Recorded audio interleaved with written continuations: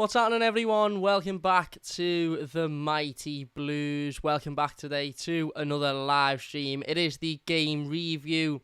Everton 0, Manchester City 3 at Goodison Park on Sunday. I apologise for the delay in this live stream. I'm not going to mention it too many times during this video, but as I've mentioned over the last couple of days, I have been suffering from some form of viral infection. I don't know what it was, but for the entirety of pretty much the weekend, it knocked me out. Sunday, I was bedbound all day, watched the game on my phone. Monday, I wasn't much better, but over the course of the last 24, 48 hours or so, I've started to pick up a little bit more, and I think I am, hopefully, touch wood, coming to the end of whatever it is, and back to being able to sit down and talk about the Toffees. I wasn't able to attend the game on Sunday because of it. However, I did watch. I sat and watched it on my phone in bed, and as I said in the instant match reaction, for me, a very sort of expected result, a very much expected outcome. You know, as much as I think we all wanted to hope and wish that Everton would turn up and do something completely out of the blue. And I know we managed to do that, you know, the week before against Brighton. But there's one thing turning up and beating Brighton and Hove Albion, who are in really good form and in a really good team and away from home, which is, you know, incredibly surprising, don't get me wrong. But it's another thing turning up and beating a side that were 10 games, you know, not even unbeaten, 10 games winning streak in the Premier League. I think it's something like 20-odd game winning streak in all competitions, Champions League semi-finalists, about to win their third Premier League title on the bounce, something that only two teams have done in the history of the competition. Could quite very well go on and win a treble, which is something that only one team has ever done in this country. So, yeah, I mean, the idea of Everton turning up and being able to beat that side at this stage in the season was always one that I think was more of a hope rather than an expectation. The expectation was that Everton would turn up, work hard, battle, fight, but ultimately not be good enough at the end of the day, and that was exactly what it was. You know, I said it on Friday when we done the game review, when we done the game preview to this game, there is a world in which, you know, Everton lose this game of football and still ultimately can walk off of that pitch with, you know, heads held high and in relatively good spirits, with, you know, a relative amount of confidence and motivation going into the final two games of the season. And that's exactly what it was. I thought for 35, 36 minutes, we were absolutely fantastic. I thought we kept Manchester City at bay. We nullified Erling Haaland to, 3 touches of the ball in the entirety of that first half an hour. They weren't getting opportunities. Jordan Pickford had pretty much nothing to do for that opening half an hour. And we, although I'm not going to sit here and say we were great on the break, because it wasn't like the Brighton game where every time we broke forward we scored, but it was never going to be like that, because although Brighton are a very good side, they're not Manchester City. Manchester City are the best team in the world for me. I've watched a lot of videos about Manchester City recently, just because, you know, I watch a lot of football content on YouTube, and we're getting to that stage in the season where Manchester City are involved in everything. And I often hear people talk about them as one of the best teams in Europe and one of the best teams in, you know, the world, this, that, and the other. For me, I don't even think it's questionable that they're the best team in the world. I really don't. And okay, they mightn't win the Champions League, and you could say, well, that is the, you know, that's ultimately the, you know, the main goal for any top club in Europe is to win that competition, and you can't be considered the best team in Europe unless you win that competition. But I think if you put any team in world football against Manchester City on any given day, Manchester City will beat them. And I think if you were to put any team in football against Manchester City over the course of a 38-game season or a 40-game season, Manchester City will beat them to the title as well. So for me, they just simply are the best team in world football. You know, there's no doubt about it. And especially at this stage in the season, they are absolutely formidable. If Everton were playing Manchester City at Goodison in September or October or August at the start of the season, then I would have felt a lot more confident of us getting a result out of this game. Not because Everton were better at that point and Manchester City weren't as good, but, you know, it's just notorious at this stage in the season that they're just a team you simply do not want to be playing, because it's not even a case of that they're difficult to beat. They just win. Regardless of who they're playing, regardless of the situation that they're in, they find a way to win. And I do firmly believe they will find a way to win tonight, and they will end up in a Champions League final by the end of the night. So, having said that, it was always going to be a thankless task on Sunday afternoon, and it was always going to be one that Everton would have to have been at 110% to get a positive result out of this game. And even then, we would have had to have hoped Manchester City were, having an off day and not, not performing at their usual levels, which, as I said, at this stage in the season is not something you see. You see it at periods in the season, as I said earlier on, maybe at the start, September, October, November time, you will see them have off days and off games. But, when was the last time any of us watched the Manchester City performance in April or May where you could say, oh, they've had an off day there, they weren't particularly great? It doesn't happen. Even if they're not at their best, they still find a way to win, and that's exactly what they did on Sunday. And, as I said, I think Everton were fantastic for 35 minutes, and I tweeted that out, and somebody said, how can we be fantastic? We've not had a shot on goal, and Manchester City have had 88% possession. If you expected Everton to have more of the possession and, an unlimited amount of shots on goal in that opening 35 minutes, then you clearly don't watch Everton, and you clearly don't watch Manchester City. The fact that we nullified their striker to only a couple of touches of the ball and it was 0-0 after half an hour showed that Everton played really, really well. The reality of the situation is, the minute it went 1-0, it was always going to be an extremely difficult task, because that meant we would have had to have scored against that Manchester City side, which isn't impossible. Ultimately, again, we've seen Leeds do it last week. Obviously, didn't get a result out of it, but we've seen Leeds do it. We've seen other teams do it. But it's difficult to do. And then, obviously, within seconds, it went to 2-0. And we didn't even have a period at 1-0 where you're sitting there thinking, okay, calm the game down, keep doing what we're doing, keep trying to see them out, keep getting forward, and then hope that an opportunity breaks to us and we take it, like we did at the Etihad when that ended 1-0. We didn't even have when that ended 1-1, we didn't even have a chance to do that, because the second it went 1-0, it pretty much went 2-0 straight away. And at 2-0, I think we all knew that the game was over at that point, and it was very unlikely Everton were going to score 2 goals in that game, and it looked at that stage right, this could be a bloodbath now. This could, it could be floodgates open, and it could just be completely annihilation, because even if Everton still kept their heads up and were still confident, we're playing a Manchester City team that have got goals in there for fun. That wasn't the case, of course. We managed to go in at half time, again disappointed, because for the large part of the first half we were very good in the game and managed to keep them out. But, ultimately we went in 2-0. The manager made the decision on Dominic Calvert-Lewin, which was the right decision ultimately. I would rather, Dominic Calvert-Lewin play 90 minutes on Saturday against Wolverhampton Wanderers than have played the other 45 minutes in a game that, even had he have played in, we weren't likely to win, and then not play the 90 minutes against Wolves. It's pretty simple. Sean Dyche come out and said he felt a tightness in his groin, and he had to make a decision based upon that, and the decision was that we couldn't afford to take him out and we couldn't afford to risk him, and I have no issue with that. I have no issue with that whatsoever. If that means Dominic Calvert-Lewin is fit and available for Saturday, which for me is a cup final on Saturday, I'm hearing a lot of people talking about the Bournemouth game as if Saturday doesn't matter because we've got Bournemouth at home the week after, and surely we'll beat Bournemouth at home, that's a given, and Leicester won't pick up 6 points or Leeds won't pick up 6 points. I don't even want to be in a position. I want to be in a position where it doesn't matter whether or not Leeds and Leicester pick up 6 points. That doesn't matter, because Everton are safe anyway. So for me, Saturday is humongous. It's as much of a cup final as we've been in my lifetime, as much as a cup final as the 2009 one against Chelsea, and that might be sad and that might sound depressing and other fans might laugh at the fact that I've said that, but it's true. We win on Saturday and I think we're safe. Mathematically we can be safe on Saturday if we win, and Leeds and Leicester both lose, which is very possible considering one of them is playing Newcastle away and one of them is playing West Ham.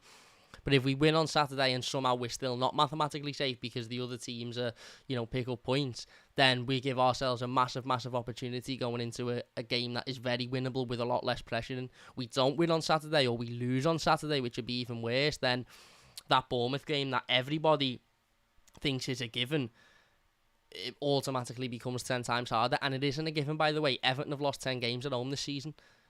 10 games at home. And I've just said in the live stream before, other than Manchester City, can you name me a team that at the start of the season, when looking at those fixture lists, you would have expected Everton to lose at home against, other than Manchester City that we've lost at home against this season? Maybe Brighton, okay. But we've lost to Southampton. We've lost to Fulham when we didn't expect to. We've dropped points against Nottingham Forest, which was incredibly poor. We lost to Leicester at home, which was poor. You know, and there's absolutely no guarantee that just because it's the last game of the season and because everything's riding on it, we're guaranteed to turn up and beat Bournemouth. Don't get me wrong, I'd love to sit here and believe that if it did come down to that the crowd would be up for it and the atmosphere, and it would just be too much for a Bournemouth team that are comfortably sat on the beach now. But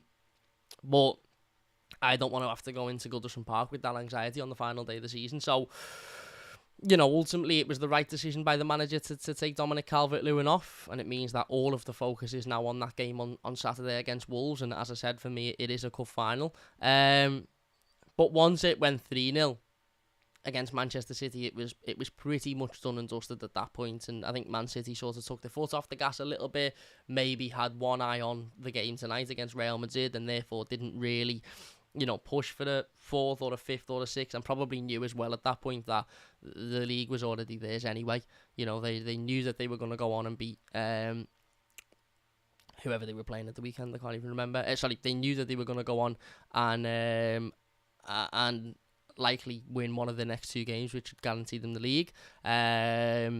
So, you know, the last half an hour, 35 minutes of the game was very much, you know, as expected, and by that what I mean is Everton worked, Everton battled, they put themselves about. It wasn't, you know, head in their hands, it wasn't sort of strolling around, whimpering. It wasn't giving away silly, mistakes and making stupid decisions and inviting the pressure on and conceding a 4th and conceding a 5th. It was a performance that was almost, okay, we're not going to win this game now, and there's an acceptance that Manchester City are simply just too good for every team in the Premier League, not just Everton, but we'll go out, with our heads held high, and that's exactly why the players were clapped off the pitch. That's exactly why the players were applauded. That's exactly why the players were, were credited for that, because it wasn't a case of, just feel sorry for themselves,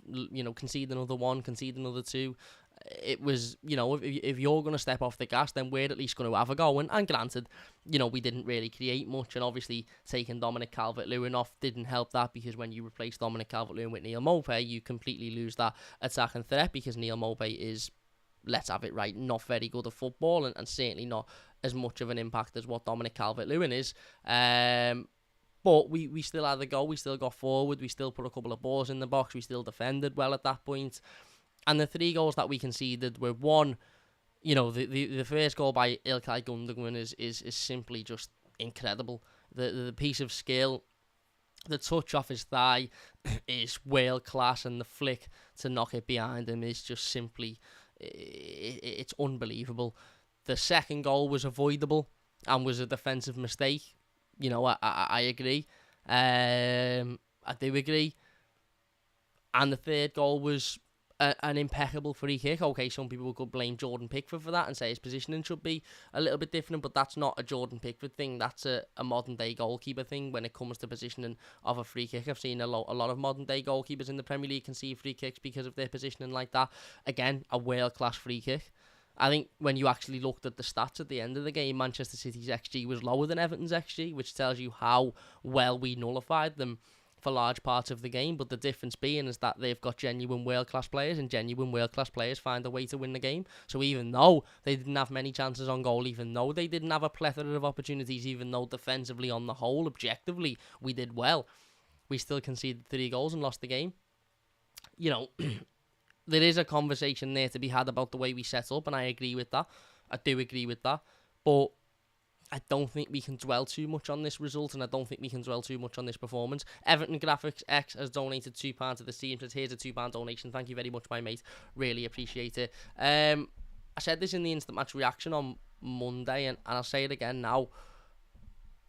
This result doesn't particularly fuss me an awful lot, and I'll tell you for why.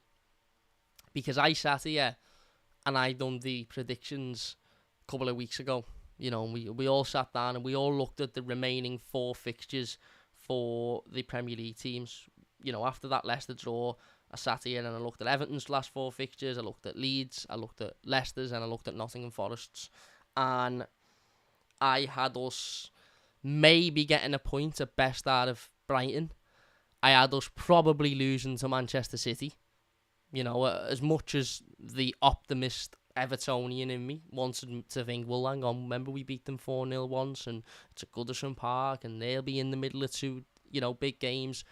As much as I wanted to think like that, I had us losing that game, and then I had us drawing against Wolves and beating Bournemouth, which would have left us with 5 points, which I said at the time would keep us up.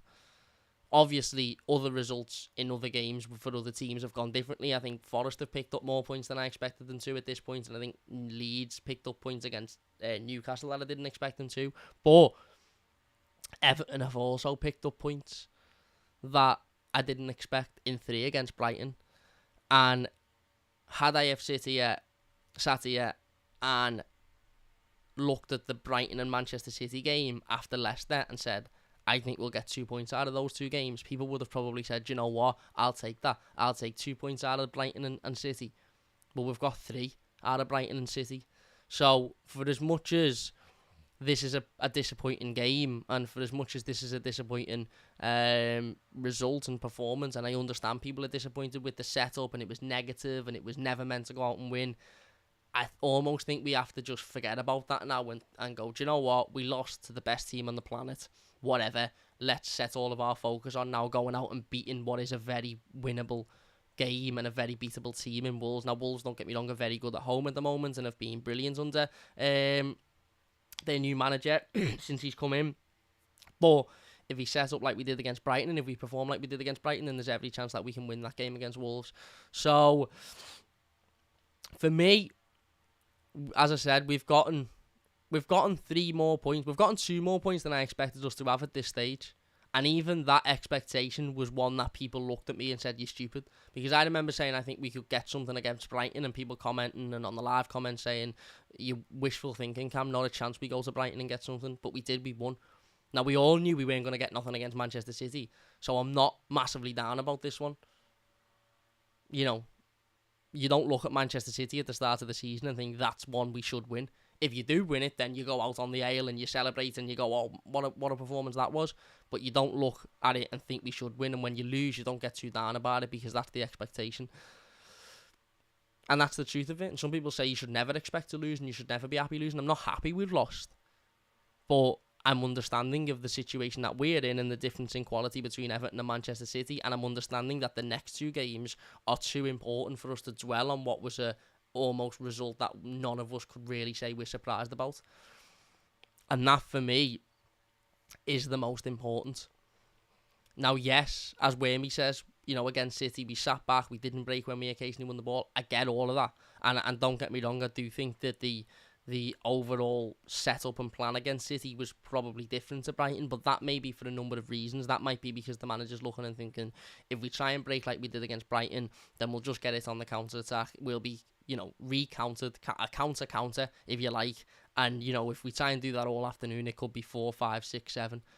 You're playing Manchester City, which is a completely different ball game to Brighton. And I get that. The analysts amongst us will sit here and say, but you can't just say, move on, it was a bad result, move on. You have to look at why it was a bad result and the way we performed and the way we set up and how that could change. And I get all of that. And I do get it. Did we set up perfectly? No. Were we a bit too defensive? Were we a bit too negative at home? Yeah, could we maybe have channeled that atmosphere a little bit better and went at them a little bit more and got at them? Yeah, we maybe could have. And that maybe would have seen us be beaten 3, maybe 4, 5-0. But we'll all be sitting here saying, well, at least we had a go at them. But I'm not particularly bothered whether we had a go or whether we didn't have a go. If we weren't going to win at the end of, at the end of it anyway, then as long as we've come out injury-free and still with our heads held high slightly, then for me, that's all that matters, isn't it? You know, and I think we did have a go in the second half. I just think it was quite evident that the difference in having Dominic Calvert-Lewin on the pitch and having Neil Maupay on the pitch is so evident. And if we'd have had Dominic Calvert-Lewin on the pitch, then maybe we'd have gotten a goal back or 2 goals back, and we'd be looking at it slightly different. Jungle is massive. It said, Cam, please can you give your opinion on this? If Everton stay up, I don't want to see what happened last season. The fans going mental and almost praising the lads. They've had another terrible season. Well, obviously what we seen against Manchester City was at the end of the game. Well, I didn't see it personally because I wasn't at Goodison Park, but what we've all seen the pictures of on social media, and if you were at Goodison, you would have seen this, was a number of stewards or private security or whatever you want to call them gathered on the pitch and creating some form of like square around the the sort of managers' areas and the tunnel. Now this was obviously being discussed as a measure that Everton had put in place in case of a potential pitch invasion or a potential rush onto the pitch on the final day of the season, and this was very clearly the practice to that because this was the last penultimate home game of the season, so there was no other time they'd be able to practice it. I think it was confirmed that it was in line with a Premier League proposal, which is trying, a Premier League initiative, pardon me, to crack down on pitch invasions in football. We're seeing a lot of talk about it today because obviously of Luton invading the pitch yesterday after their playoff semi-final win. Again, if that was the case, then I would have expected other teams to have done the same thing. Everton weren't the only team that pitch invaded at the end of last season. Manchester City did. So did Manchester City. Will Manchester City imply the same thing this weekend in their home game? I think Leeds United did as well. Did Leeds United imply the same thing, or will they imply the same thing this weekend? We'll wait and see whether or not you see similar situations at other clubs that also had pitch invasions last season. One thing I would say to answer your question is I will not be invading the pitch if Everton are to stay up this season, regardless of whether we do it on Saturday against Wolves or regardless of whether we do it next week against Bournemouth. I'll be honest, I did last season. You've all seen the videos, you've all seen the images. I was on there, I was living in the moment, I was reveling in the relief of the situation. But that won't be the case this season. Purely because stay up or go down, I look at it this season much more sort of with a, I don't want to say level-headed because that's probably not the right way, but much less emotionally than where I was last season. Going into the last 3 games last season, I was so emotionally invested that it almost consumed me. And, I rode on that emotion and I rode on that genuine fear of going down and that genuine relief of staying up. So had we have gone down, I'd have probably been sat there in tears, crying my eyes out, angry, frustrated. And when we stayed up, I was on the pitch, I was shouting, I was screaming, I was enjoying it, much like everybody else. This season, that isn't the case. If we go down, I won't be sitting here in tears, I won't be sitting here crying, I won't be sitting here anxious, I won't be sitting here angry, because I've expected it, and I've almost come to the, the conclusion within myself that it's a very big possibility that will happen. Therefore, if it does happen, the emotion isn't there because I've accepted that it could happen. And if we stay up, I've accepted that could happen as well. And especially after the Brighton game, yes, I'll be happy and yes, I'll be relieved. But instead of rushing onto the pitch, instead of rushing onto the pitch and screaming and shouting and pitch invading, I'll probably just go, how have we managed to get away with that? Now it's time to crack down on the absolute clowns that have put us in this position and get them out finally, because this is what we should have done last season and we didn't because the emotion was there. We can't afford to let that happen again.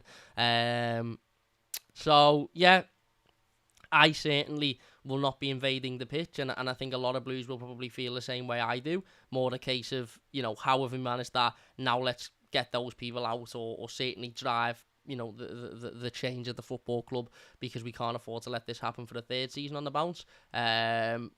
But I can't speak on behalf of others and how others will feel. I'm sure others are still as emotionally invested this season as they were last season. But yeah, as I said, for me, Sunday was ultimately disappointing. It was ultimately, I've never, ever in all of my years watched an Everton performance in which we've lost and been happy about it, or had any form of joy or any form of positive to take from being defeated. However, we almost have to take positives from this game because there's no room, there's no time, there's no opportunity to go into this Wolves game with any sort of negative mindset. This was the worst time to play Manchester City, the worst time, because the likelihood is we were going to lose this game because of the difference in quality, but also because of how good they are at this stage in the season. And a loss can often cause a loss in motivation, a loss in confidence, a loss in belief, and we simply cannot afford for that to happen. And my message to those Everton players ahead of the game on the weekend, and I think the manager's message to those players as well, will simply be, forget it. Forget that it even happened. We've lost the game. We played well for half an hour. Focus on the positives. Look at how well you played for the first 35 minutes.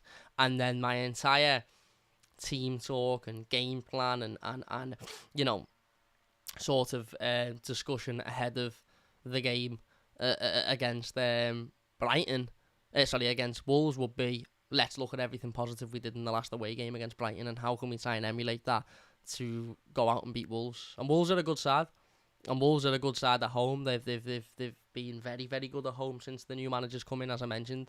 And, we'll talk more about Wolves in the game preview on Friday. But they are a beatable team, and they are also a team at the moment that have got absolutely nothing to play for. They're on the beach at the moment.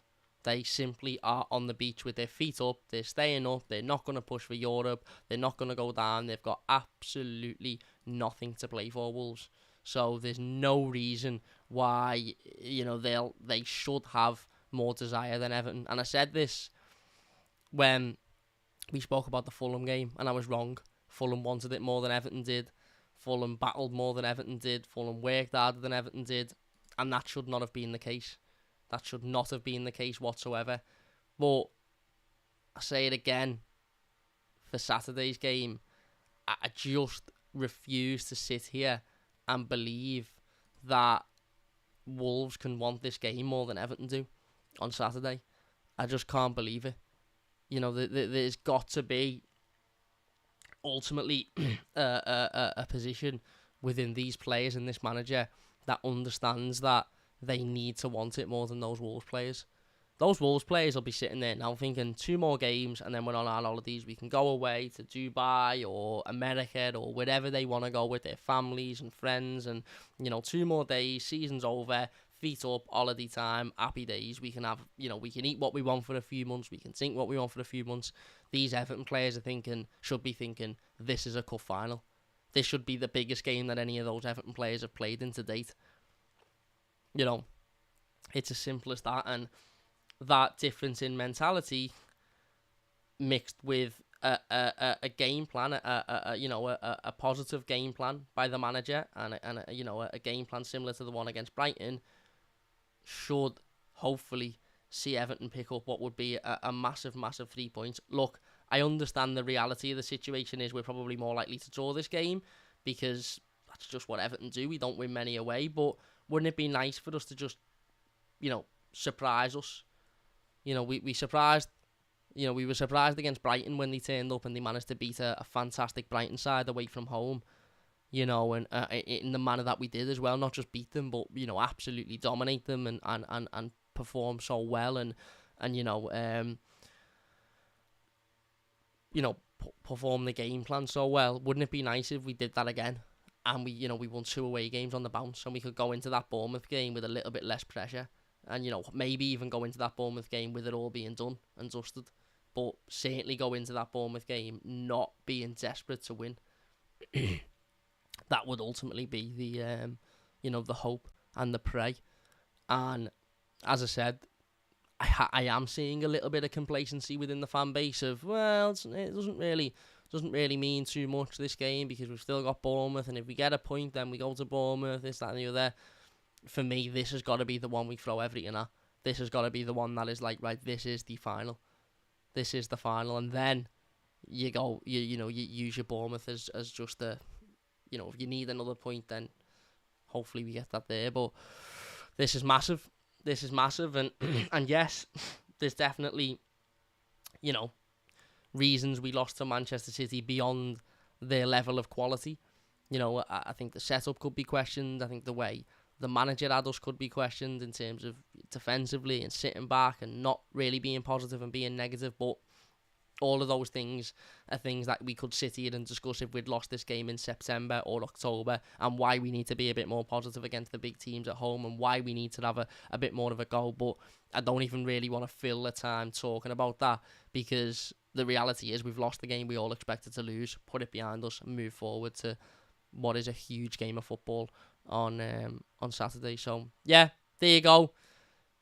Like I said, disappointing for me, but ultimately not surprising, and we put it away and we move forward. Hopefully Dominic Calvert-Lewin is fit and available, and hopefully he was taken off before any injury occurred. Look, I could sit here for 20 minutes and talk about how bad Mason Holgate was, but what's the point? What's the point? It's all I will say is hopefully Vitaly Mykolenko is back on Saturday.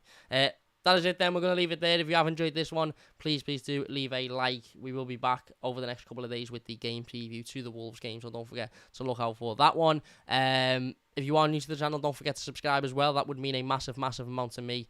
And if you have enjoyed this one, please do give it a thumbs up. But big thank you all for watching, and we'll see you later.